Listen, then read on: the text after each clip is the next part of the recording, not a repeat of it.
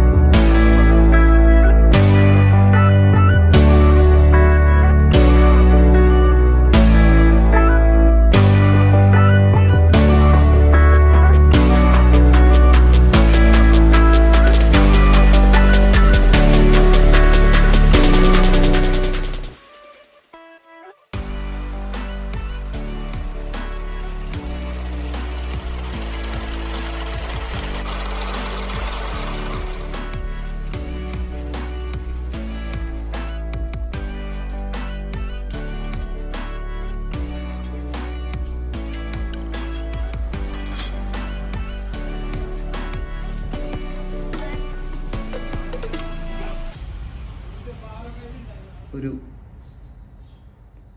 ചെറിയ വണ്ണത്തിൽ നമ്മൾ ചെയ്തെടുത്തിട്ടുണ്ട് ഈ ഭാഗം. ഇതിൽ ഏകദേശം ഒരു 6.5 mm നമുക്ക് യൂസ് ചെയ്യാം. നമ്മുടെ ഫ്ലെക്സിബിൾ ഷാഫ്റ്റിലേക്ക് നമ്മൾ ഈ ഒരു സംഭവം അങ്ങനെ സെറ്റ് ചെയ്യുക. എന്നിട്ട് അല്ലെങ്കിൽ ഈ ഹോളിൽ ഇങ്ങനെ ഇട്ടതിന് ശേഷം ഇത് തിരിച്ചെടുക്കാൻ ഓർമ്മിക്കണം. അല്ലാന്നുണ്ടെങ്കിൽ നമ്മളെ ഉള്ളിലുള്ള ഷാഫ്റ്റ് ഉണ്ടല്ലോ, അത് മുറിഞ്ഞു പോകും. എന്നിട്ട് നമ്മളത് ടൈറ്റ് ചെയ്യാം. നമ്മളിത് ഉപയോഗിക്കുന്നത് ഈ ഒരു ഫ്ലെക്സിബിൾ ഷാഫ്റ്റിൽ 3 mm വരെ നമുക്ക് ഉപയോഗിക്കാൻ പറ്റുള്ളൂ. എന്നിട്ട് ടൈറ്റ് ചെയ്യുക. ടൈറ്റ് ചെയ്തിട്ട് ഇലങ്കി എടുത്ത് മാറ്റുക. ഇപ്പോൾ ഞാനിവിടെ ഉപയോഗിക്കാൻ പോകുന്നത് ഈ കാണുന്ന ഒരു വയർ ബ്രഷാണ്. ഇതിൻ്റെ ബാക്കിൽ ഉള്ള ഈ ഷാഫ്റ്റ് ഒരു 6 mm ആണ്.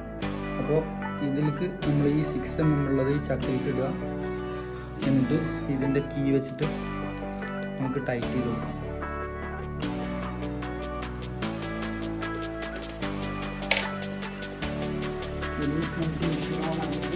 ഒന്ന് ട്രൈ ചെയ്യാം എങ്ങനെ ഇത് യൂസ് ചെയ്യാം.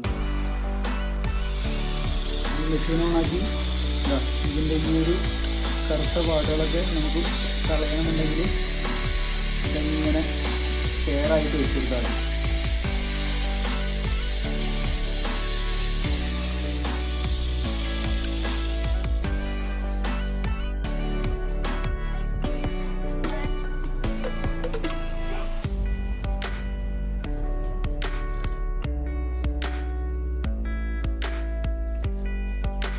ഞാനിതിൻ്റെ മുമ്പ് കുറേ കളഞ്ഞതാണ്. ഈ കാണുന്നതൊക്കെ നിങ്ങൾക്ക് കാണാൻ കഴിയുന്നുണ്ടാവും.